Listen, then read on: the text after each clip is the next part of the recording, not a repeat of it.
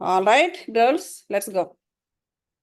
Masters ఈరోజు పత్రిజీ జ్ఞానామృతంలో భగవద్గీత శ్రీకృష్ణామృతం అనే chapter గురించి తెలుసుకుందాము. ముందుగా చాప్టర్లోకి వెళ్ళే ముందుగా బ్రహ్మర్షి పితామహ పత్రిజీకి, స్వర్ణమాల పత్రిజీకి నా ఆత్మవందనాలు, నా తల్లిదండ్రులకు, గురువులకు విశ్వాని కృతజ్ఞతలు. భగవద్గీత శ్రీకృష్ణామృతం. భగవద్గీత అన్నది ఆత్మ విజ్ఞాన శాస్త్ర మహాగ్రంథం.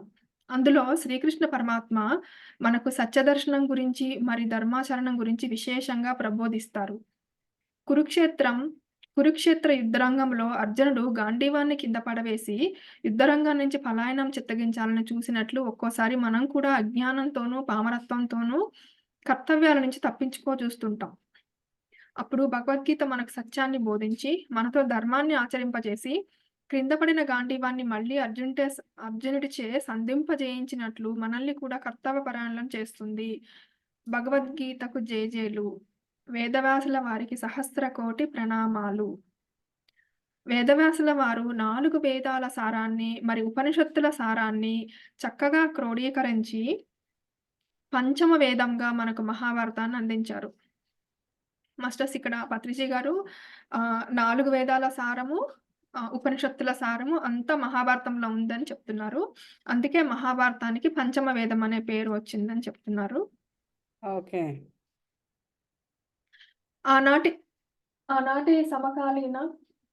ఆనాటి సమకాలీన సమాజానికి చెందిన హీరోలను శ్రీకృష్ణుడు పాండవుల పాత్రలుగా మరి విలన్లను కౌరవ పాత్రలుగా మలచి, సో హీరోలనేమో పాండవుల పాత్రలుగా మార్చారు, విలన్లనేమో కౌరవ పాత్రలుగా మార్చారు. ఆనాటి సమాజంలో ఉన్న వాళ్ళనందరినీ మలచి అన్ని సత్యాలను మరి అన్ని ధర్మాలను అందులో పొందుపరిచారు.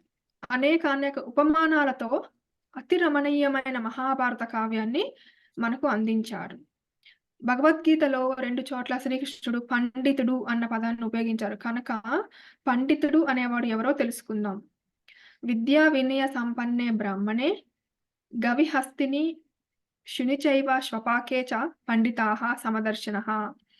విద్యా వినయ సంపన్నుడైన బ్రాహ్మణుని పట్ల, మరి ఆవు, ఏనుగు, కుక్క మొదలైన వాటి పట్ల, మరి ఒకానొక చండాలుడి పట్ల సమదృష్టిని కలిగి ఉన్నవాడే పండితుడు అని పండితుని లక్షణాలు తెలియజేశారు గీతాచార్యులు. ఇప్పుడు పండితుడు కానివాడు ఎవరో తెలుసుకుందాం. కురుక్షేత్ర యుద్ధరంగం మధ్యలో యుద్ధం చేయాల్సిన క్లిష్ట సమయంలో ధనుర్బాణాలను కింద పడవేసి చెతికిల్లబడి కూర్చుండిపోయి, అయ్యో నా వాళ్ళందరినీ చంపాల్సి వస్తుందే అని ఏడుస్తున్న అర్జునుడితో శ్రీకృష్ణుడు అశోచ్యానన్యశోచస్వం ప్రజ్ఞావాదాంశ భాససే గతాసూన్ అగతాసూంశ్చ నాను శోచంతి పండితాః. ఓ అర్జున, శోకింపదగని వారి కొరకు నువ్వు శోకిస్తున్నావు, పైగా ఒక పండితుడిలా ప్రజ్ఞాపూర్వకమైన మాటలు మాట్లాడుతున్నావు. పండితులైన వారు గతించిన వారి గురించి గాని గతించబోయే వారి గురించి గాని శోకింపరు అని చెప్పారు. ఎవరు అధర్మం వైపు ఉంటే వాళ్ళు చంపబడతారు, మరి ఎవరు ధర్మం వైపు ఉంటే వాళ్ళు రక్షించబడతారు. కనుక అయ్యో నా వాళ్ళు చనిపోయారే, నేను చనిపోతున్నానే అని ఏడవటం అపాండిత్యం. సో పండితుడు కాని వాళ్ళు ఇలా దుఃఖపడతారని చెప్తున్నారు ఇక్కడ పత్రిజీ గారు. ఎవరంటే నా వాళ్ళు చనిపోయారే, నేను చనిపోతానే అని ఏడవటం అనేది అపాండిత్యం అని అనిపించుకుంటుంది. ఇంకా చెప్తున్నారు, వాడు నన్ను తిట్టాడు, వీడు నన్ను కొట్టాడు, వాడు నన్ను ఇంట్లోంచి ఎల్లగొట్టాడు, వీడు నన్ను అందరిలో అవమానించాడు, అయ్యో నాకు రోగం వచ్చింది అనుకోవడం అంతా అపాండిత్యం అనిపించుకుంటుంది. సో ఎవరో మనల్ని ఏదో చేశారని అనుకోవడం కూడా, మనల్ని అవమానించారని, కొట్టారు, తిట్టారని, ఎల్లగొట్టారని అనుకోవడం కూడా, మనకి జబ్బు వచ్చిందని అనుకోవడం కూడా అపాండిత్యం అని చెప్తున్నారు. మన దగ్గర ఏడుపు ఉందంటే మన దగ్గర అపాండిత్యం, అజ్ఞానం, పామరత్వం, మరి మూర్ఖత్వం అన్నీ ఉన్నాయన్నమాట.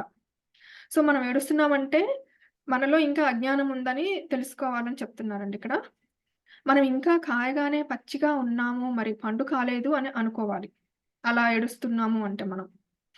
ఎందుకంటే కాయ పండు అయినప్పుడు ఒక పండితుడిలా చుట్టూ కమ్మటి వాసనలు వెదజల్లుతుంది. సో ఎందుకంటే పండితుడు ఎప్పుడు కమ్మటి వాసనలు వెదజల్లుతాడు గాని దుఃఖాన్ని వెదజల్లడు అనమాట. మనం పండితులు అంటే అన్నిట్ల పట్ల సమదృష్టితో ఉండాలి. అందరి పట్ల. అంటే గొప్ప వాళ్ళ పట్ల, జంతువుల పట్ల, హీన జాతి వాళ్ళ పట్ల సమదృష్టి ఉండాలి. ఇంకా ఎవరు తిట్టినా, కొట్టినా, వెళ్ళగొట్టినా, అవమానించినా మనం దాన్ని ఈక్వల్‌గా స్వీకరించాలి. ఒకే దృష్టితో స్వీకరించాలి. మన శరీరానికొచ్చే రోగం గురించి గూడా ఎక్కువగా ఆలోచించకూడదు అని చెప్తున్నారిక్కడ.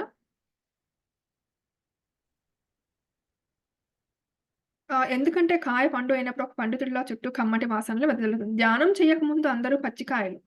సో, ధ్యానం చేయకముందు మనమందరం గూడా పచ్చికాయలం. ఆయన పామరుల్లా ఉంటాము.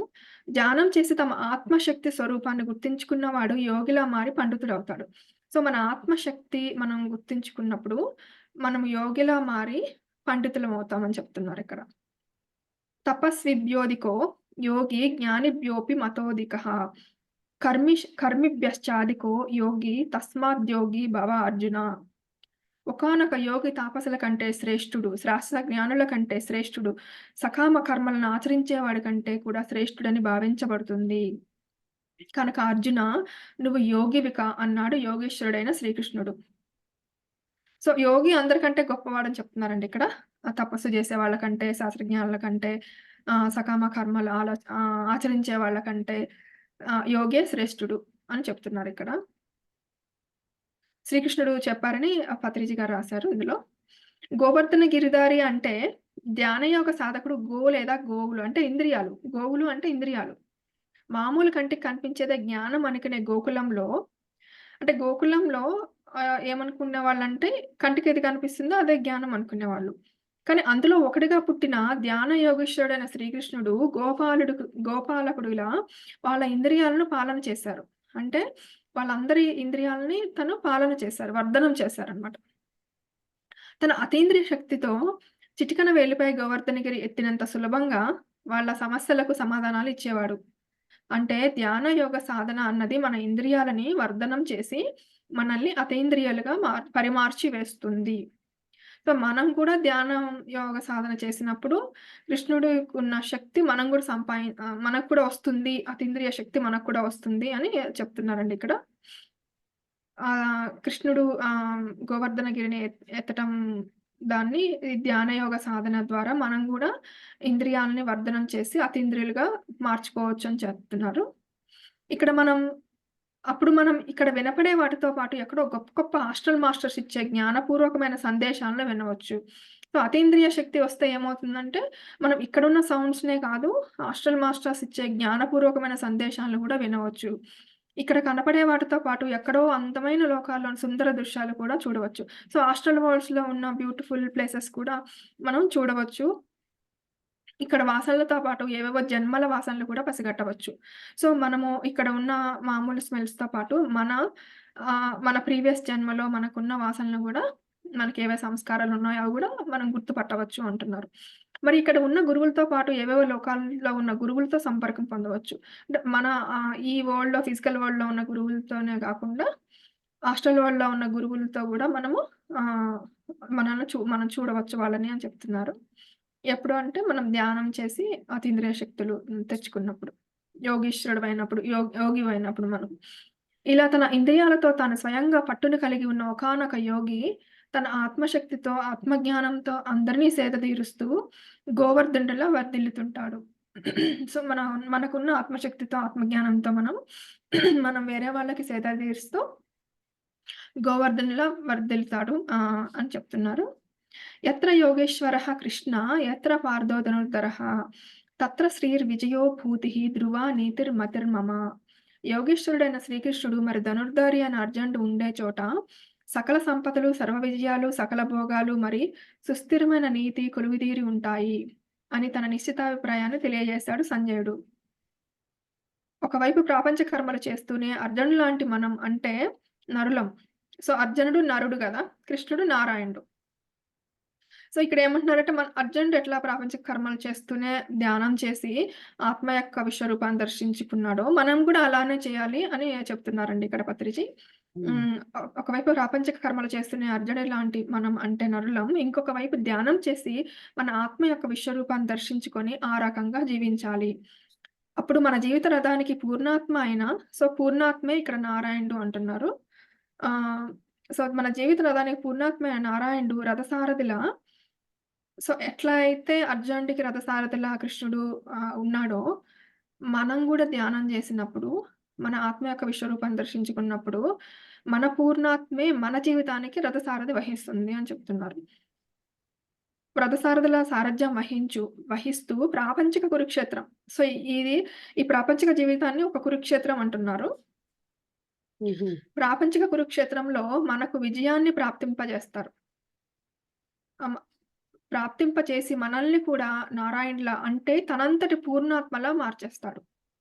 సో, మనం సారథ్యం వహిస్తే మన జీవితానికి మనము విజయం అంత త్వరగా సాధించలేము.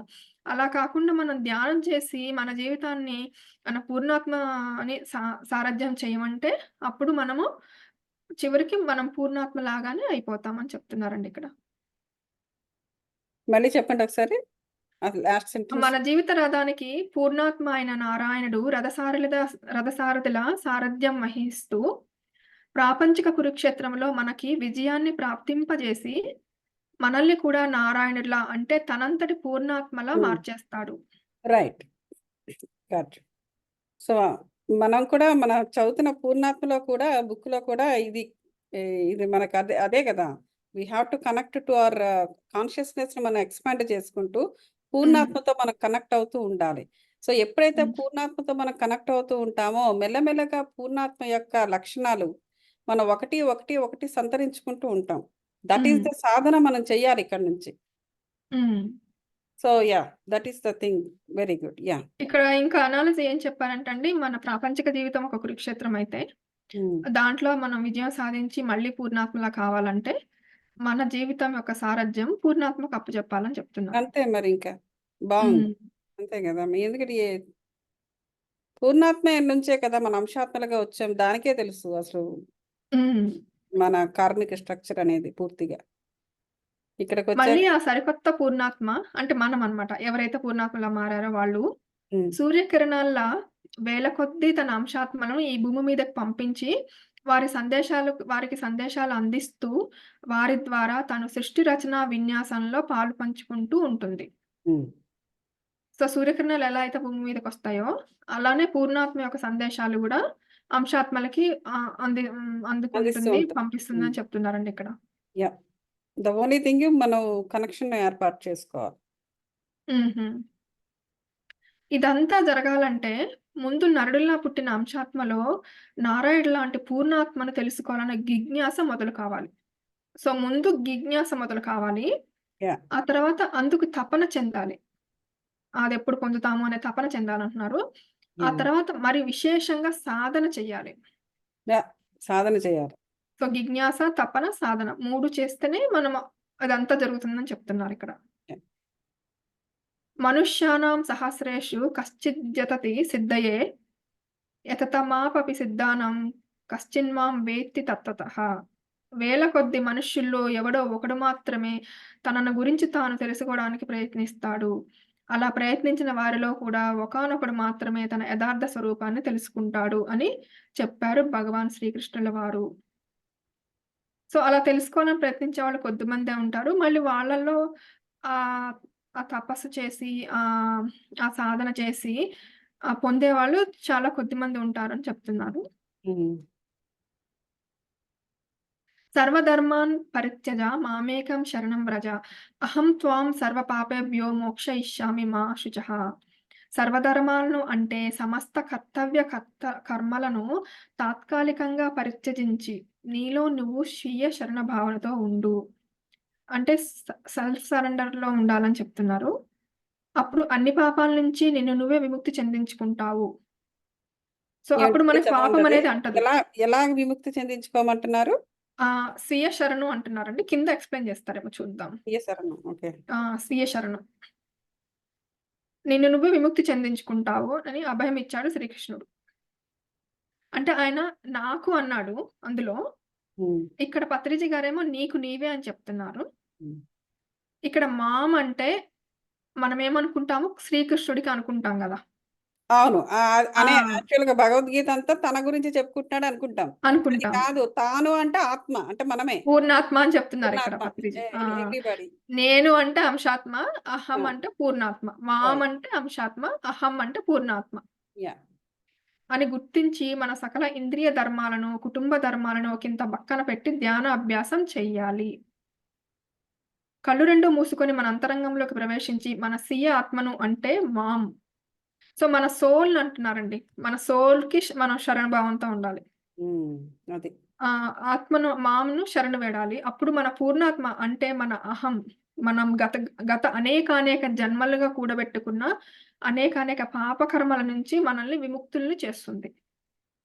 హ్మ్. సో, మన స్వీయ ఆత్మకి ఆ శక్తి ఉంది. ఆ స్వీయ ఆత్మకి మనం శరణు వేడితే అది అన్ని జన్మల నుండి ఉన్న పాపకర్మల నుంచి మనల్ని విముక్తి చేస్తుంది. అప్పుడు అది ధ్యాన అభ్యాసంలో మనం చేయగలమని చెప్తున్నారు. కాపోతే కొంచెం పక్కన పెట్టాలంటున్నారు. మన ఇంద్రియ ధర్మాలను, కుటుంబ ధర్మాలు ఒకింత. హ్మ్. ఒకింత అంటే కొంచెం అనుకుంటా గదండీ! యాహ్! కాస్త అంతే గదా! మరి ఆ! మన లోపలికి మనం ఇన్వాల్వ్ అవ్వాలంటే, ఆ బయట హ్మ్. వాటికి ఇంటరాక్షన్ తగ్గించాలి. హ్మ్. ఒకింత పక్కన పెట్టి అభ్యాసం చేయమంటున్నారు. హ్మ్. ముఖ్యంగా మనం భోగలాలస కొంత అనేది చేస్తే వదిలేయాలి. భోగలాలస మనం కొంత చేస్తే మిగిలింది పూర్ణాత్మ చేస్తుందంట. చేస్తుంది. మనం కొంత చేస్తే మన పూర్ణాత్మ మిగిలింది చేయగలుగుతుంది. హ్మ్. మనం చేయవలసింది చేస్తే మనం పొందవలసిన వాటిని ఏ ఆటంకం లేకుండా సకాలంలో పొంది శోక విముక్తులం అవుతాము. హ్మ్. అంటే ఏ ఏ దాంట్లో అయినా గురువులు చెప్తారు గదండీ! మీరు ఒక్క అడుగేస్తే నేను 10 అడుగులు వేస్తాను ఆ! మీకోసమని. యాహ్! ఇది గూడా అంతేనేమో. అంటే మనం కొంత చేసినా గాని మిగతాది పూర్ణాత్మ చేసేస్తుంది. చేస్తుంది. హ్మ్. విశ్వ నియమాలు చాలా ఖచ్చితంగా ఉంటాయి. ప్రతి ఒక్కటి అక్కడ ఖచ్చితంగా అమలుపరచబడతాయి. కనుక ఎంతో ఎరుకతో మనం ఇక్కడ జీవిస్తే పైలోకాల్లో అంత ప్రశాంతంగా ఉంటాం. సో, మనం ఇక్కడ ఎరుకతో జీవిస్తేనే పైకెళ్ళాక మనం ప్రశాంతంగా ఉంటాం. ఎందుకంటే విశ్వ నియమాలు ఖచ్చితంగా అమలుపరచబడతాయి కాబట్టి. సో, మనం ఎరుకుతో ఉంటే మనము ఎప్పుడూ ఎటువంటి మిస్టేక్స్ చేయం కదా! అవును. అందుకని అప్పుడు మనం పైలోకంలో వెళ్ళినప్పుడు ప్రశాంతంగా ఉంటాం. ఏ తప్పులు చేయకుండా. యాహ్! సత్యం అన్నది జ్ఞాతవీయం. అంటే తెలుసుకోవాల్సింది. ధర్మం అన్నది ఆచరణీయం. అంటే నిరంతరం ఆచరించవలసింది. సత్యం తెలియకపోతే మనకి ధర్మాన్ని ఆచరించే విధి విధానం అర్థం కాదు. సో, ముందు సత్యం తెలుసుకోవాలి. ఆ తర్వాత ధర్మాన్ని ఆచరించాలి అని చెప్తున్నారండి ఇక్కడ. దాంతో యుద్ధరంగం నుంచి పలాయనం చెందాలని అర్జునుడు ప్రయత్నించినట్లు, మనం కూడా ప్రాపంచిక సంసారంలో కర్తవ్యాల నుంచి తప్పించుకోవాలని చూస్తుంటాం. సో, మనము ఆహ్, కర్తవ్యాలను మనం జేయాల్సిన వాటిని చేయకుండా తప్పించుకోవాలని చూస్తాం. ఎందుకంటే మనకు సత్యం తెలీక. మన ముసలి తల్లిదండ్రులను, మరి ఇంట్లో ఉన్న ఇతర పెద్దలను చూసుకోవడానికి విముఖత చూపిస్తాం. అంటే వాళ్ళని మనం చూసుకోకుండా మన కర్తవ్యాల నుంచి తప్పించుకొని, వాళ్ళని వృద్ధాశ్రమాల్లో చేర్పిచ్చి, అదే కర్తవ్యం అని చేతులు దులుపుకుంటాం. కానీ, ఈ జన్మలో మనం మన కర్తవ్యాన్ని సరిగ్గా ఆచరించకపోతే, మళ్ళీ, మళ్ళీ అనేక జన్మలు ఎత్తి అదే కర్తవ్యాన్ని అవే పరిస్థితుల్లో మళ్ళీ, మళ్ళీ నిర్వర్తించాల్సి ఉంటుంది. సో, మనం ఒక్కసారి చేయకపోతే ఆ పనిని నెక్స్ట్ జన్మలో రిపీటెడ్‌గా ఇది చేయాల్సొస్తుందని ఇది చెప్తున్నారండి. ఒకటి నాకు క్వెషన్ అండి. అంటే ఇది జనరల్ హ్మ్. కొ జనరల్‌గా అడుగుతున్నాను. ఇప్పుడు వృద్ధాశ్రమాల్లో జాయిన్ చేయాలా? వద్దా? అన్న విషయము అంటే కొంతమందికి ఆ అవసరం ఏర్పడుతుంది డెఫినిట్‌గా. అవును. అవును. పిల్లలు నిజంగా చూడలేరు. అవును. ఒకవేళ వాళ్ళు చాలా ఇతర అంటే నా ఫ్రెండ్స్ కూడా ఉన్నారు. ఇతర దేశాల్లో ఉన్నప్పుడు వీళ్ళు అక్కడికి వెళ్ళలేరు. అవును. వెళ్ళమంటారు. హ్మ్. అబ్రాడ్ వెళ్ళమంటారు. కానీ వాళ్ళు మనస్ఫూర్తిగా యాక్సెప్ట్ చేస్తారు వృద్ధాశ్రమంలో హ్మ్. ఉండడానికి. అవును. సో, పిల్లలు ఆటోమేటిక్‌గా ఏంటంటే ద బెస్ట్ వృద్ధాశ్రమం చూస్తారు. They hmm. Keep them there and they take care of everything deposits అవి ఇవి అన్నీ హ్మ్. కూడా. సో, అక్కడ వీళ్ళు అడ్జస్ట్ అవుతారు. కొంతమంది పేరెంట్స్ అవును. చాలా ఫ్రెండ్స్‌ని ఏర్పాటు చేసుకుంటారు. ఎప్పుడు గలగల మాట్లాడుతూ అక్కడ చిన్న అవును. చిన్న దే ఎంజాయ్ అంటే అంటే అది కాదేమో అండి ఇక్కడ చెప్పేది. హ్మ్. చెయ్యగలిగి ఉండి గూడా, అది. అవకాశం ఉండి గూడా, అవకాశం ఉండి కూడా దులుపుకునే వాళ్ళ గురించి చెప్తున్నారిక్కడ. యాహ్! లేదంటే వాళ్ళ మనసులో బాధపడుతూ హ్మ్. హ్మ్. ఆ! వాళ్ళంతట వాళ్ళు యాక్సెప్ట్ చేస్తే పర్వాలేదు parents hmm. To stay there. Hmm. అంటే నా బిడ్డలు నన్నిక్కడ వదిలేసి ఎళ్ళిపోయారే అని బాధపడుతూ ఉంటారు గదా! అది వాళ్ళు లేకుండా దులిపేసుకొని మరుంటే వెళ్ళిపోయినప్పుడు. అది. హ్మ్. అది అంతా ఇంక మనసుకు సంబంధించింది గదండీ. అవును. కర్మ అనేది మనసుకు సంబంధించింది గదా! యాహ్! అంతే కదా, భావనాక్షేత్రం. హ్మ్. కానీ ఈ జన్మలో మనం మన కర్తవ్యాన్ని సరిగ్గా మళ్ళీ మళ్ళీ అనేక జన్మలు ఎత్తి అదే కర్తవ్యాన్ని అవే పరిస్థితుల్లో మళ్ళీ మళ్ళీ నిర్వర్తించాల్సి వస్తుంది అనే సత్యాన్ని మనం తెలుసుకోవాలి. ఏ జన్మలో అయితే మనం ఆత్మజ్ఞానంతో మన సకల కర్తవ్యాలను సంపూర్ణంగా మరి సరియైన రీతిలో నిర్వర్తిస్తామో, ఆ జన్మతో మన ప్రకృతి మారిపోయి మళ్ళీ మనం కొత్త జన్మలోకి వెళ్తాము. అంతవరకు ఈ రాకపోకలు తప్పవు. సో, మన ప్రకృతి మారే వరకి అంటే మన ఆలోచన మారే వరకి కూడా ఉమ్, మన సంస్కారం, మన ఆలోచన అది మారే వరకు గూడా మనము మళ్ళీ ఆ జన్మలెత్తుతూ అలా నేర్చుకుంటానే ఉంటాము అని చెప్తున్నారిక్కడ. yeah. తే త్వం భుంక్త్వా స్వర్గలోకం విశాలం క్షీణే పుణ్యే మర్త్యలోకం విశంతి.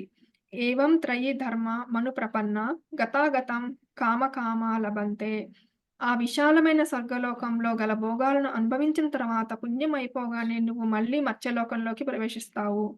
ఈ ప్రకారంగా 3 రకాల ధర్మ కర్మలను ఆచరిస్తూ, భోగాలను ఆశిస్తూ, స్వర్గ మర్త్యలోకాలకు మధ్య రాకపోకలు సాగిస్తూ ఉంటావు అన్నారు శ్రీకృష్ణుల వారు.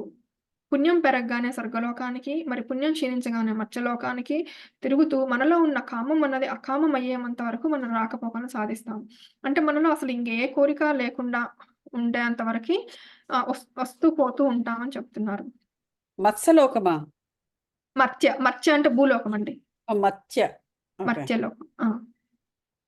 ఎప్పుడైతే త్రయీధర్మ పరాయణులుగా మన దేహ ధర్మం, మన కుటుంబ ధర్మం, మరి మన సంఘ ధర్మానికి చెందిన కర్తవ్యాలను మనం మన దేహ ధర్మాన్ని పాటించాలి, కుటుంబ ధర్మాన్ని పాటించాలి, సంఘం యొక్క ధర్మాన్ని కూడా పాటించాలని చెప్తున్నారండి ఇక్కడ. త్రయీధర్మ పరాయణులుగా ఉండాలంటున్నారు. ఆహ్, చ సంఘ ధర్మానికి చెందిన కర్తవ్యాలను ఆత్మజ్ఞానంతో సంపూర్ణంగా ఆచరించాలని చెప్తున్నారు. ఆత్మజ్ఞానంతో సంపూర్ణంగా ఆచరిస్తామో, అప్పుడు మళ్ళీ ఈ భూమి మీదకి నేర్చుకోవడానికి రావాల్సిన అవసరం మనకుండదు. సో, ఉమ్, అట్లా మనం అన్ని 3 ధర్మాలని ఆత్మజ్ఞానంతో సంపూర్తిగా ఆచరించే వరకి మనం మళ్ళీ మళ్ళీ రావాల్సిందే భూమి మీదకి, మర్త్యలోకానికి అని చెప్తున్నారండి ఇక్కడ. అయితే ఆ ధర్మాలేంటో ఇంకొంచెం వివరంగా చెప్తున్నారిక్కడ. ఉమ్, త్రయీ ధర్మం. దేహ ధర్మం ఏంటి? ఈ దేహం మనకి ప్రకృతి నుంచి లభించింది. ఇందులోకి మనం ప్రవేశించాం.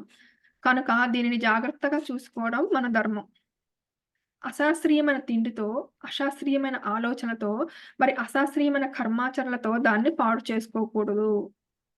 అద్దెకు తీసుకున్న కొంపని ఇష్టం వచ్చినట్లు కొల్లేరులా చేస్తే, దాని యజమాని ఊరుకోనట్లే, ప్రకృతి నుంచి అద్దెకు తీసుకున్న మన ఈ శరీరాన్ని తినకూడని వాటితో, మరి తాగకూడని వాటితో నింపేస్తూ ఉంటే, ఈ శరీరానికి యజమాని అయిన ప్రకృతి చూస్తూ ఊరుకుంటుందా?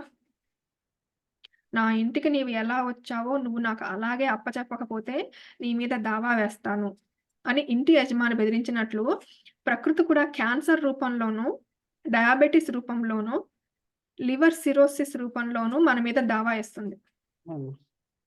చాలా మంది మాకన్నీ తెలుసు అనుకుంటూ ఎవరో చంపిన జంతువులను మేము తింటే తప్పేంటి? మేము స్వయంగా చంపట్లేదు కదా! అని వాదిస్తుంటారు. ఉమ్, ఎవడో వచ్చి మన కొత్త కొత్త పెట్రోల్ కార్‌లో డీజిల్ పోస్తే పాడైపోయేది మన కారే కదా! ఇది కూడా అంతే.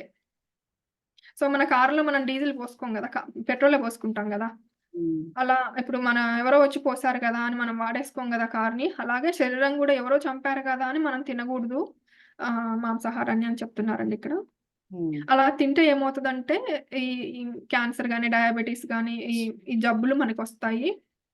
ఎందుకంటే మనం ప్రకృతి పరంగా మన శరీరాన్ని మనం చూసుకోలేదు కాబట్టి. ఉమ్. ప్రకృతిని మనం ఎంతగా నాశనం చేస్తామో అంటే ఆయన వేరే వాటి గురించి కూడా చెప్తున్నారండి. అంటే పానీయాల గురించి కూడా అంటే డ్రింక్స్ అవి కూడా చెప్తున్నారు ఇక్కడ.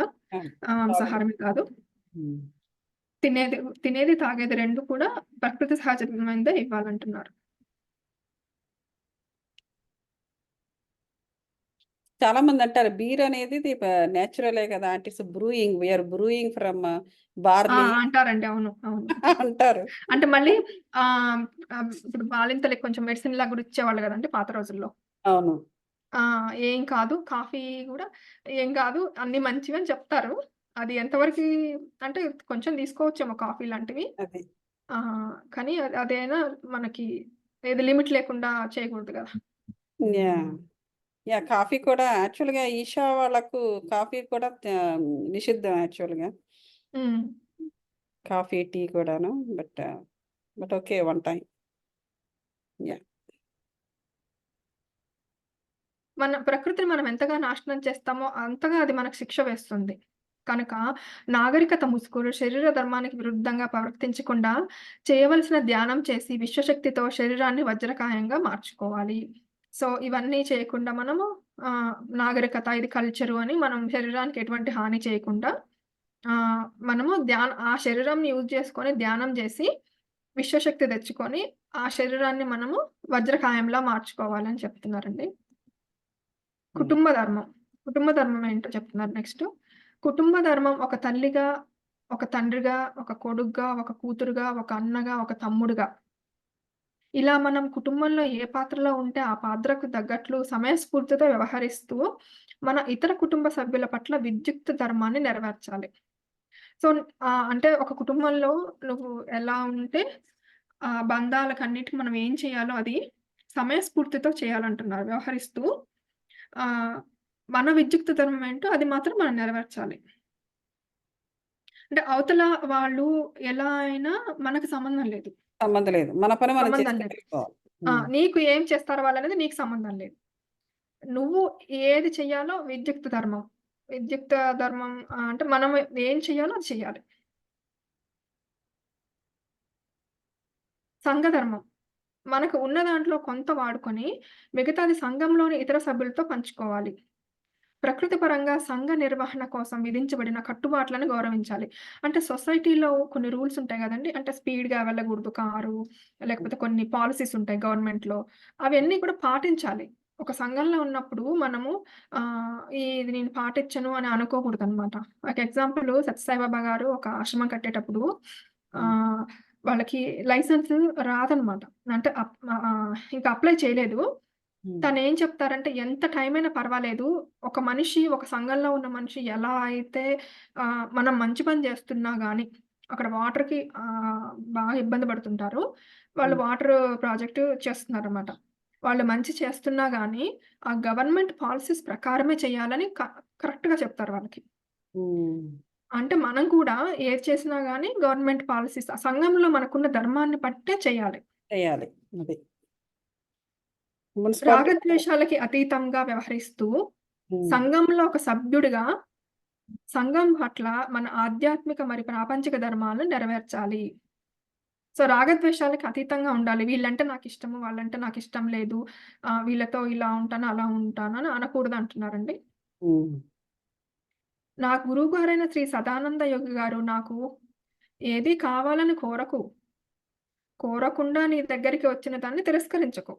అది. ఎవరైనా ఏదైనా ఇస్తే తిరస్కరించకు. వస్తుంటే వస్తుందని సంబరపడకు. పోతుంటే పోతుందని బాధపడకు. నాకిదొచ్చింది అని సంబరపడొద్దు. పోతుంటే అయ్యో! నా దగ్గర నుంచి పోయిందే అని బాధపడకు. అది. హ్మ్. అను 4 మహావాక్యాలను బోధించారు. ఎవరు వాటిని ఆచరణలో పెడుతూ నేను ఆయా ధర్మాలను త్రికరణ శుద్ధిగా అనుసరిస్తున్నాను. ఎవరు బోధించారండి? గురువుగారండి సదానందయ్య గారు. సదానంద యోగి గారు. యాహ్! యో న హృష్యతి న ద్వేష్టి న శోచతి న కాంక్షతి. శుభాశుభ పరిత్యాగి భక్తిమాన్ యః సమే ప్రియః. సో, ఇది గూడా భగవద్గీతలో శ్లోకంలో ఉందండి. తను చెప్పింది గూడా, గురువుగారు చెప్పింది గూడా. ఇష్ట హ్మ్. వస్తువు ప్రాప్తికి పొంగిపోనివాడు అంటే నీకిష్టమైనది ఎవరన్నా ఇస్తే పొంగిపోవద్దంట. దేని పట్ల కూడా ద్వేషభావం లేనివాడు. దేనికి శోకింపనివాడు. దేనిని ఆశింపనివాడు. అంటే ఇప్పుడు ఒకళ్ళ నుంచి మనము ఆశించామంటే, అది మనకు రాకపోతే మనం ఎట్లాగో శోకిస్తాం. కానీ నాకు ఇక్కడ ఒక హ్మ్, ఒకటి చెప్పాలి. హ్మ్. మీరన్నారు కదా! అది వస్తుంది అంటే ఆనందించొద్దు. పోతుంది అంటే కూడా ఫీల్ అవ్వద్దు. హ్మ్. అది అని చెప్పేసి అనేసి అంటుంటారు గదా! సో, అనేటప్పుడు ఇప్పుడు నాకు ఎట్లా ఇంకో ఒక ఒక ఒక టైప్ ఆఫ్ ఎక్స్‌పీరియన్స్ కూడా జరుగుతది. మనం అది కూడా చూసుకోవాలి. హ్మ్. ఇప్పుడు, ఇప్పుడు ఫర్ ఎగ్జాంపుల్ నాకలా జరుగుతూ ఉంది. ఇప్పుడు నేనైతే నాకిది కావాలని ఆశించలేదు. హ్మ్. ఆశించను, ఆశించలేదు. హ్మ్. హ్మ్. అది నా దారిలోకొచ్చింది. హ్మ్. సో, నా దారిలోకొచ్చిన తర్వాత, మనం ఆ పని మీద పెద్ద ఆశలేముండవు. సరే హ్మ్. దారిలోకొచ్చింది మన చేతిలో పని చేసి పెడదాం. హ్మ్. హ్మ్. మనం అనుకుంటూ ఉంటాను నేను. హ్మ్. ముందుకెళ్తున్నాను అదే మైండ్ సెట్ తోటి. హ్మ్. ఈ లోపల ఏం జరుగుతుందంటే ఎవరో ఒకరు నా దారిలోకి వస్తారు. హ్మ్. నెక్స్ట్ వీక్ వారి ఉండి ఇద్దరిని తీసుకొస్తాను వారి యొక్క ఎక్స్పెక్టేషన్స్ డిఫరెంట్గా కదా. ఉంటాయి. హ్మ్. సో ఎప్పుడైతే డిఫరెంట్ ఎక్స్పెక్టేషన్స్తో ఉన్నవారు అంటే ఇప్పుడు ఆ పర్టికులర్ పని లైక్ యూనో లేని ఆధిపత్యాన్ని చూపించాలనుకునేవారు ఇట్లా కొంతమంది ఉంటారు. హ్మ్. వాళ్ళు నా దారిలోకి వచ్చి హ్మ్. అనవసరమైన ఇబ్బందిని క్రియేట్ చేస్తారు. హ్మ్. అక్కడ నాకు ఏ ఆశ లేదు, ఓకే. ఆశ అనేది ఏదీ లేదు. ఏదో జరుగుతోంది ఆ విధంగా. మన చేతిలో హ్మ్. పని మనం అయితే చేసి పెడుతున్నాం అక్కడ అంతే. హ్మ్. హ్మ్. కానీ హ్మ్. ఇతర మైండ్ సెట్ ఉన్న వాళ్ళు ఏం చేస్తారంటే ఒక రకమైన ఇబ్బందిని క్రియేట్ చేసినప్పుడు నేను రియాక్ట్ అవుతున్నాను. హ్మ్. నాకు ఎటువంటి ఆశ దానిపైన లేదు. హ్మ్. దారిలోకి వచ్చింది మన చేతిలో పని చేసి పెడుతుండేటప్పుడు అంటే ఏంటంటే ఇన్స్టెంట్‌గా హ్మ్. అవతల వ్యక్తి యొక్క ఎనర్జీ ఫ్రీక్వెన్సీస్ తోటి నేను బైండ్ అయిపోవడం జరుగుతోంది. హ్మ్. సో, దాన్ని ఆటోమేటిక్‌గా ఏం జరుగుతుందంటే అక్కడ ఆ వార్‌లో నేను కూడా పార్టిసిపేట్ చేస్తున్నాను నేను. హ్మ్. సో, ఇది నాకు రియలైజ్ అవుతున్నా హ్మ్. After some time. హ్మ్. ఆ మూవ్‌మెంట్‌లో అప్పుడు ఉన్న ఆ వేడిలో కాకపోవచ్చు. హ్మ్. But after some time and the same day same ఇదిలో నేను రియలైజ్ అవుతున్నాను. హ్మ్. సో, రియలైజ్ అయిన తర్వాత ఆ రియలైజేషన్ అనేది నాకు అక్కడ అర్థం చేస్తుందన్నమాట. అంటే అది ఏంటంటే అది ఆ ఎనర్జీ ఫ్రీక్వెన్సీస్ అక్కడ మనిషిగా నేను చూడటం లేదు హ్మ్. ఇంకా. మనిషి అంటే ఏం లేదు అదొక ఎనర్జీసే ఎనర్జీ కదా! అంతే. అవన్నీ హ్మ్. కూడా. హ్మ్. ఆ ఫ్రీక్వెన్సీస్ ఏం చేస్తుందంటే నా నా లోపల ఉన్నా లేకపోయినా దాంట్లో హ్మ్. ఏంటంటే ఈ ఈ ఈ ఈ ఈ ఈ ఒక రకమైన ఇదిని నాలో క్రియేట్ చేయడానికి, లేకపోతే నాలో నుంచి అది బయటికి తీయడానికో, ఒకవేళ ఉంటే బయటికి హ్మ్. తీయడానికో, ఏదో మొత్తానికి అక్కడ ఒక సిట్యుయేషన్‌ని పనికిమాలిన హ్మ్. సిట్యుయేషన్‌ని క్రియేట్ చేస్తున్నాయన్నమాట. హ్మ్. సో, మనం ఆశించకపోయినా కూడా ఈ వస్తాయి. ప్రకృతిలో ఉన్న ఎనర్జీస్ మన పైన అలాంటి ప్రభావితం చూపిస్తూ ఉంటాయి. అవును. అక్కడ మనము మన కాన్షియస్‌నెస్‌ని ఎక్స్‌పాండ్ చేసుకోవాలి. అక్కడ మనం తెలివిగా ఉండాలి. అవును. సో, దాని నుంచి ఆ స్పిరిచ్యువల్ విజ్డమ్ తీసేసుకున్నామనుకోండి, హ్మ్. అప్పుడు జరిగిన గందరగోళం ఇంక మళ్ళీ కనపడదు. దట్ ఈస్ హౌ అవును. It's happening. హ్మ్. అన్నీ అక్కడే ఉంటాయి. హ్మ్. ఆ మనుషులు అక్కడే ఉంటారు. హ్మ్. మళ్ళీ ఎక్కడ తుపాకీ గుండుకు దొరకరు మళ్ళీను.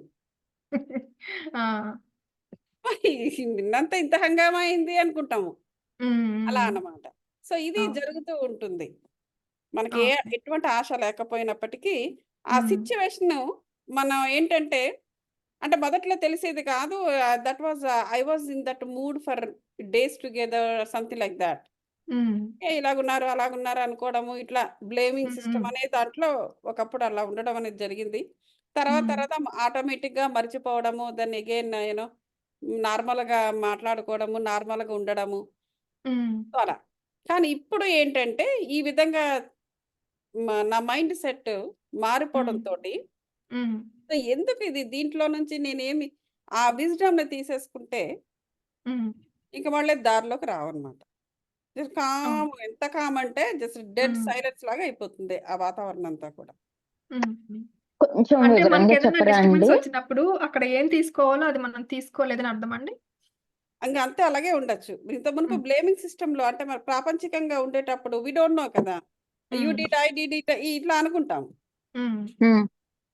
నేచురల్ అది.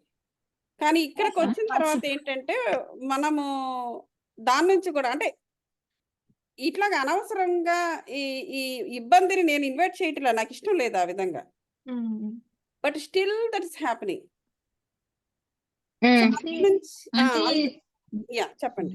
అంటే సారీ గౌతమ్ గారు. అంటే చెప్పండి. ఎవ్రీథింగ్ ఈస్ మనలోనే ఉంది అని. అంటే మీలో చేంజ్ వచ్చినప్పుడే అది గుర్తించగలిగినారు. ఇంకా హ్మ్. గుర్తించలేదు అనేది కూడా గుర్తిస్తన్నారు. సరేనా? ఆ! అదేనా? అంతే. ఇంకా ఇంక అలాగే కొంచెం అనుకోవాలి. ఉంది. ఆ! హ్మ్. అలా. అంతే దాన్ని బట్టి ఇంకా లాస్ట్‌కి everything has to start from us only అని అంతే. అది. ఆ! You're right. యాహ్! సో, నాకిప్పుడు ఏం కావాలి అంటే ఆ ప్రాబ్లము, ఆ ఇబ్బందనేది నా దారిలోకి వచ్చేటప్పటికే నేను గుర్తించేసేయాలి. అది నాకు కావాలి ఇప్పుడు. ఇప్పుడు అర్థమైందా మీకు? ఆ ప్రాబ్లమ్ నాకు ఏంటంటే అర్థమైందండి.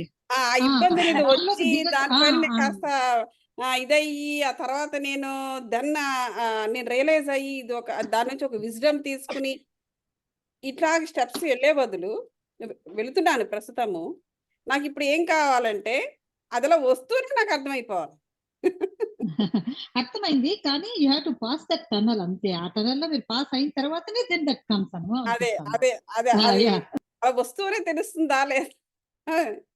Yeah that is true. అది పాస్ అప్పుడు అవ్వాలి. ఏం చేస్తారండి వస్తూనే తెలిస్తే అంటే you calm down what behaviour అంటే మీ రియాక్షన్ ఏం బిహేవియర్ చేస్తారు షుడ్ బి లైక్ అన్‌రియాక్టెడ్ గా ఉండాలి.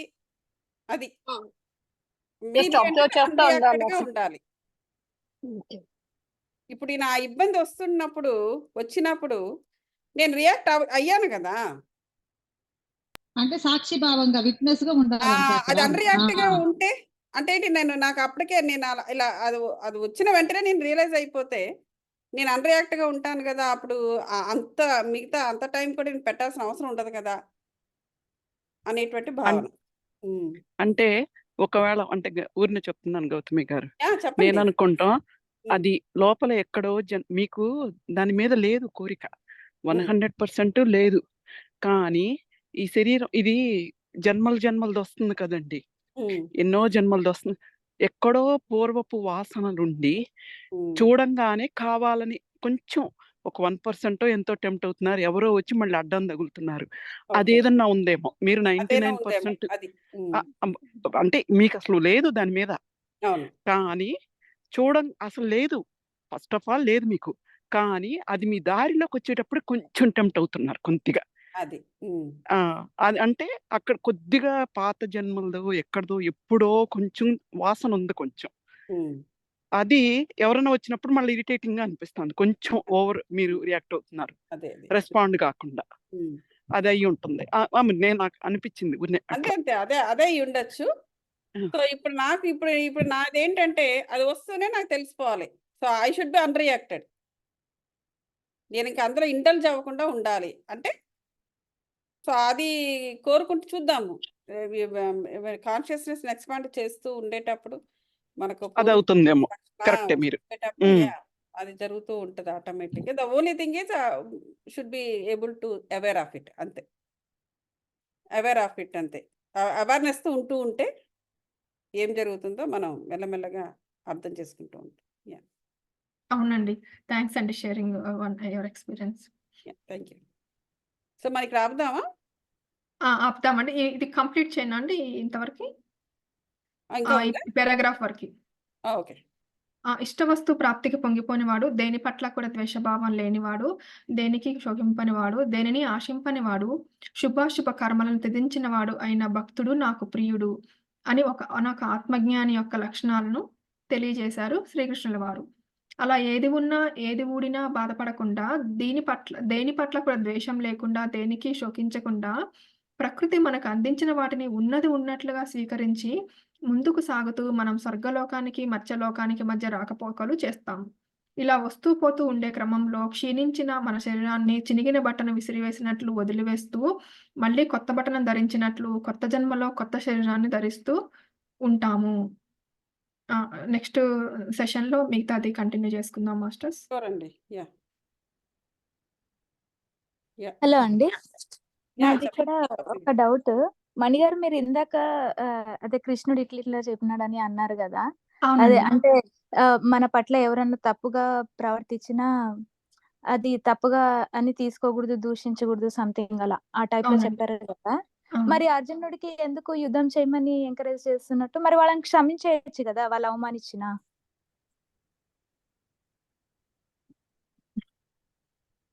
అది ధర్మాన్ని అంటే తెలియపరచాలి కదా ఆయన.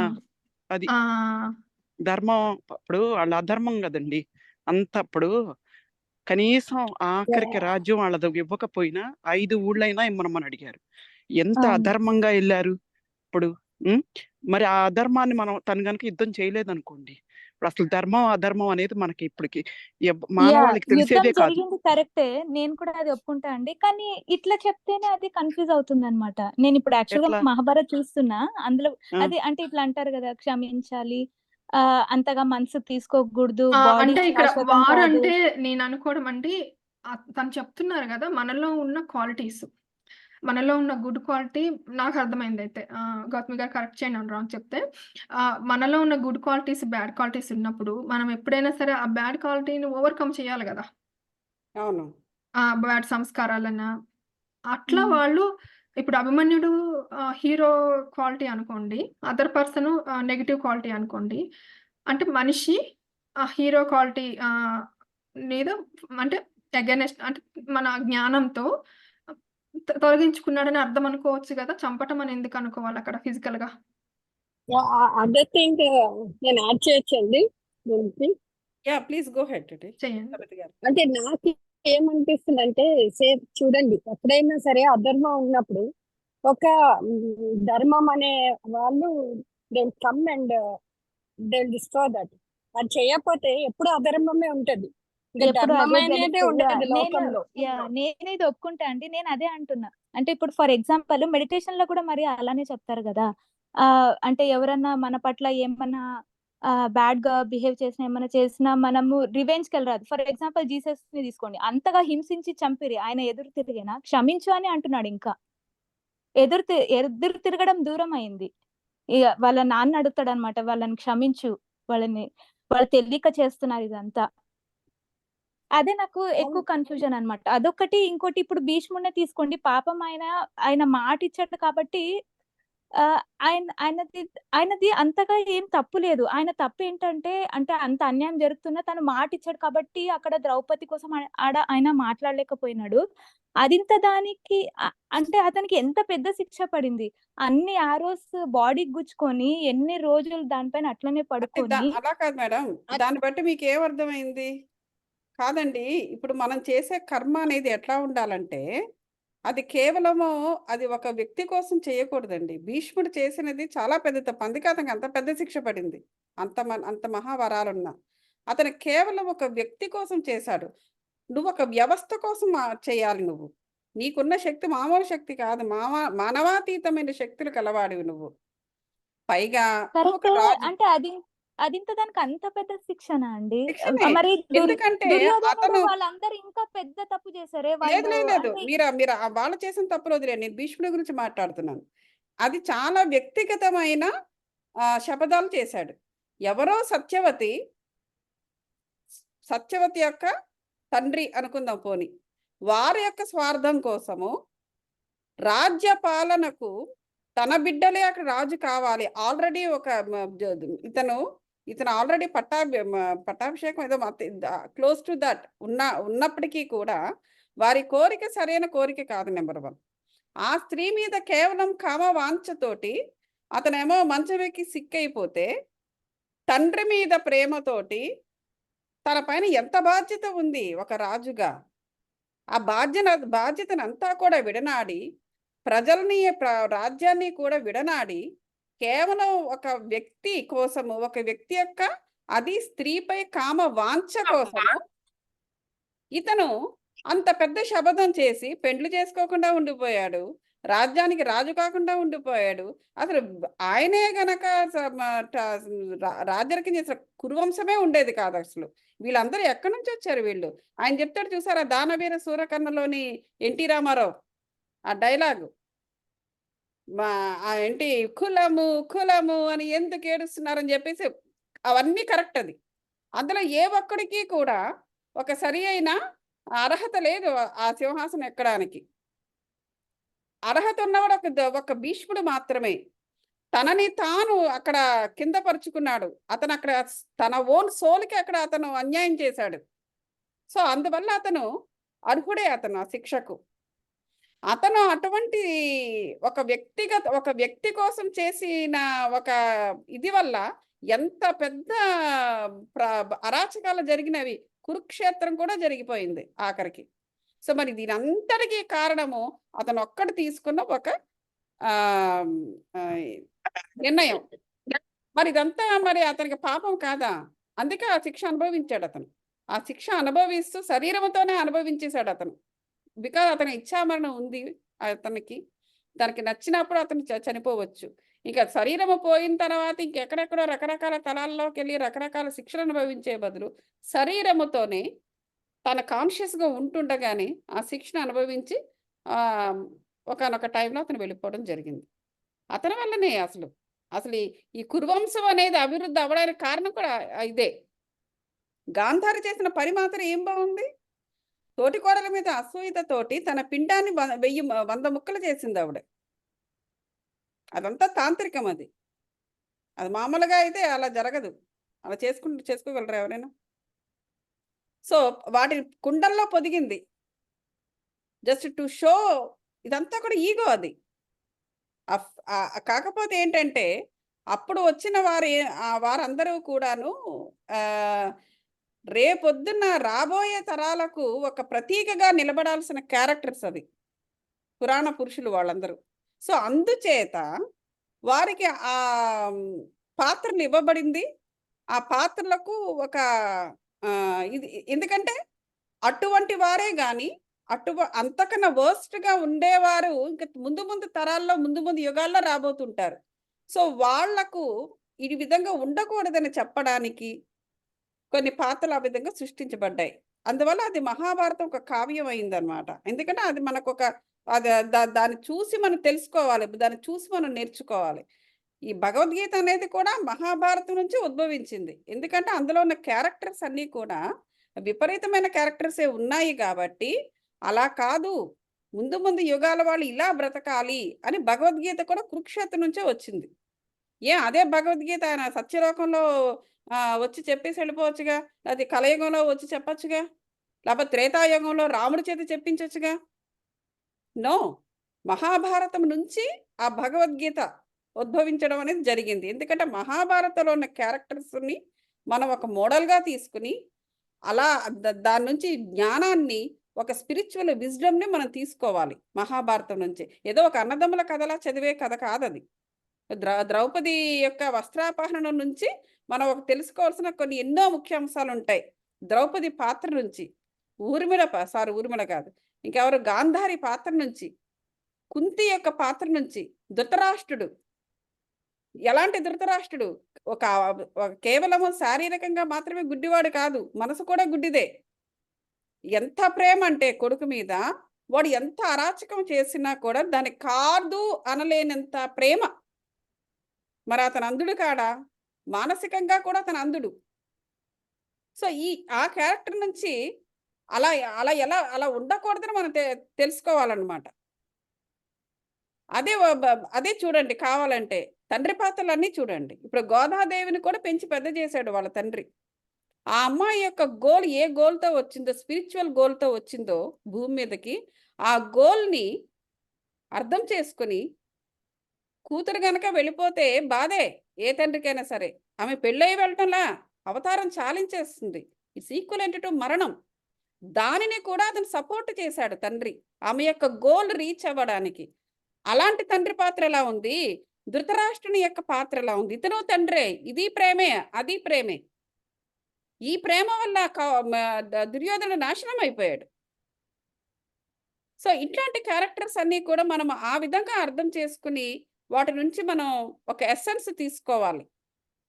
ఇప్పుడు మీరు అంటున్నట్టుగా అందరినీ క్షమించాలి కదా అంటే క్షమించగలిగే పాత్రలు కావు నిజం చెప్పాలంటే. భీష్ముడు అలా శిక్ష ఎందుకు పడాలి అంటే పడుతుంది. ఎందుకంటే ఆయన తీసుకున్న నిర్ణయాలు సరైన నిర్ణయాలు కాదు. అతని బాధ్యతను ఇప్పుడే చెప్పారు ఆయన, తను బాధ్యతను విస్మరించడము. ఒక రాజుగా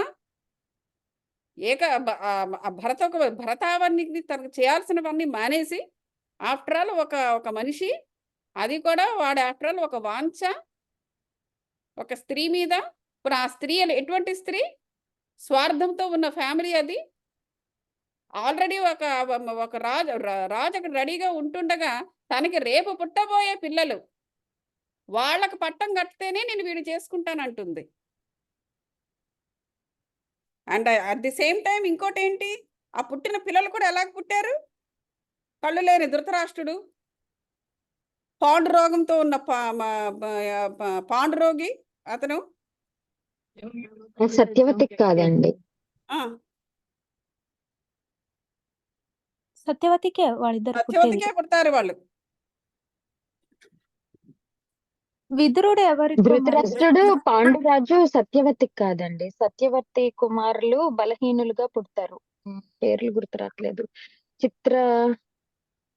చిత్రాంగుడా? పోనీ ఏదో మొత్తానికి ఎవరమ్మా? చిత్రాంగుడు. వారు వశిష్ఠు కాదు. యా, పోనీ చిత్రవీర్యుడు ఏదో ఉంటుందండి. అవును. విచిత్ర వీర్యుడు. చిత్రవీర్యనా? విచిత్ర వీర్యుడు. అప్పుడు కొడుకులు లేనప్పుడు ఆవిడ ఈ మునుల ద్వారా పొందిన కుమారుడి ద్వారా ఈ కురువంశం అంతా మొదలైందండి. ఓకే. సో వేదవ్యాసుడు. ఏదైనా కూడా ఉమ్. దుష్యంతుడు కాదు, సారీ, అతని భీష్ముడు తీసుకున్న నిర్ణయము సరైన నిర్ణయం కాదు. ఇంకా అక్కడి నుంచి అది మొదలు. ఇంకా అక్కడి నుంచి ఎన్నో విషయాలు అంబిక, అంబాలిక వాళ్ళ ముగ్గురిని బలవంతంగా తీసుకురావడం, that is not correct. Even రాచయుధిలో నువ్వు నువ్వు నువ్వు నువ్వు ఆఖరికి వాళ్ళ రాజ్యాల మీదకి వెళ్ళి నువ్వు గెలుచుకున్నా కూడా మనసు లేని స్త్రీలను నువ్వు అలా చేయకూడదు. అది మనకు తెలిసింది. ఇంకా దానివల్ల చూడండి శిఖండిగా ఆవిడ అవతరించింది. ఆవిడ ఇన్కార్నేట్ అయింది. ఆవిడ ఎనర్జీ అమ్మాయిది. అది ఒకటి. ఇది ఇంకా అది కాకుండా ఇంకా ఏమేమో చాలా ఉంటాయి చిన్న చిటికి. ఇంకేమీ చేయలేని పరిస్థితి. ఆఖరికి ద్రౌపది ప్రాబ్లం అలా ఉన్నా కూడా ఆయన ఏమి ఆపలేదు, మాట్లాడలేదు. ఆపలేదు అంతే. ఆయన ఒకసారి మరి మిగతా వాళ్ళ తప్పుల కంపేర్ చేస్తే ఈయన అంత పెద్ద తప్పేం కాదు కదండి. మరి మిగతా వాళ్ళకి కూడా అంత పెద్ద శిక్ష పడాలని అవును మరి అతను కురువంశానికే అతను మూలము. ఒక మూల విరాట్ ఒక మాట్లాడగలిగే పరిస్థితిలో లేకపోవడము, అది కూడా ఒక పెద్ద శిక్ష. అది మాట్లాడకపోవడము, మాట్లాడగలిగే తన సామర్థ్యాన్ని అధర్మం వైపు వెళ్ళారు వదులుకోవడము. కదండి. Alexa and stop. దుర్యోధన్ వైపు వెళ్ళడం కూడా అది అధర్మం వైపు వెళ్ళినట్టే కదా. అధర్మం ఎంత వైపు చేస్తే ఆయన వెళ్ళినట్టే. పాండవ వీళ్ళ సైడ్ రాలేదు. అంటే ఆయన దానివల్ల ఎందుకు అంటే ఆయన సింహాసనానికి కట్టుబడి ఉన్నాడు కదా, అందుకు నేను మాట ఇచ్చాడు కదా, అందుకు వెళ్లాల్సి వచ్చింది. అతను ఇష్టంతో వెళ్ళలేదు. కట్టుబడి ఉండడానికి అతనేం బానిస కాడు. That's what I am saying. Last కి అతను ఒప్పుకుంటాడు. కృష్ణుడు చెప్తే రియలైజ్ అయ్యి, ఓ ఇది కాదు ధర్మం అన్నమాట. అంటే Exactly. మాట ఇచ్చినా కూడా ఆడ తప్పు జరుగుతుంది అన్నప్పుడు ఆ మాటని తీసేయొచ్చు అని చెప్తాడు కృష్ణుడు. లాస్ట్ లో కోపం అవన్నీ వచ్చి. చేయలేదు అతను. అవన్నీ చేయకపోవడం వల్ల అతనికి నాకు ఆ శిక్ష ఇప్పుడే వేసుకోవాల్సి- అర్థమైంది, ఇప్పుడే నాకు జ్ఞానోదయం అయింది. ఈ మాటలు నువ్వు ముందే నాకు చెప్పింటే బాగుండు అని లాస్ట్ లో అంటాడు యుద్ధం. అప్పుడు ఎప్పుడైనా సరే అండి, అధర్మం వైపు వెళ్ళినప్పుడల్లా అలాంటి శిక్షలు వస్తా ఉంటాయని వస్తా మనకి ఉంటాయి. చెప్పడానికి అదంతా బేసిక్ గా అది నేను మనకు ఒప్పుకుంటాను. వచ్చింది. సరే ఓకే, అతనికి కరెక్ట్ శిక్షనే. ఇప్పుడు మామూలుగా అంటారు కదా, ఎవరు ఏ తప్పు చేస్తే వాళ్ళకి ఆ శిక్ష పడుతుంది అనేసి.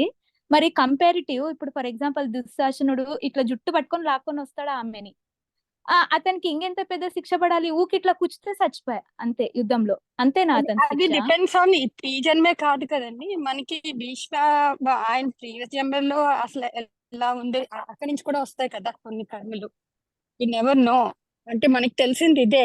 అదే మనం చూస్తే ఈవెన్ అన్టోల్డ్ స్టోరీస్ ఆఫ్ సీతాలో కూడా మనకి తెలియని ఎంతో బయటకు వచ్చింది సీతాదేవి గురించి. అలాగే చాలా ఉంటాయి. మనం ఉట్టి ఈ బుక్స్ తో మనం కంపేర్ చేసుకుని ఇది అనుకుంటాం, but they could be so many other things that might have affected అని నేను అనుకుంటున్నాను. I could be wrong.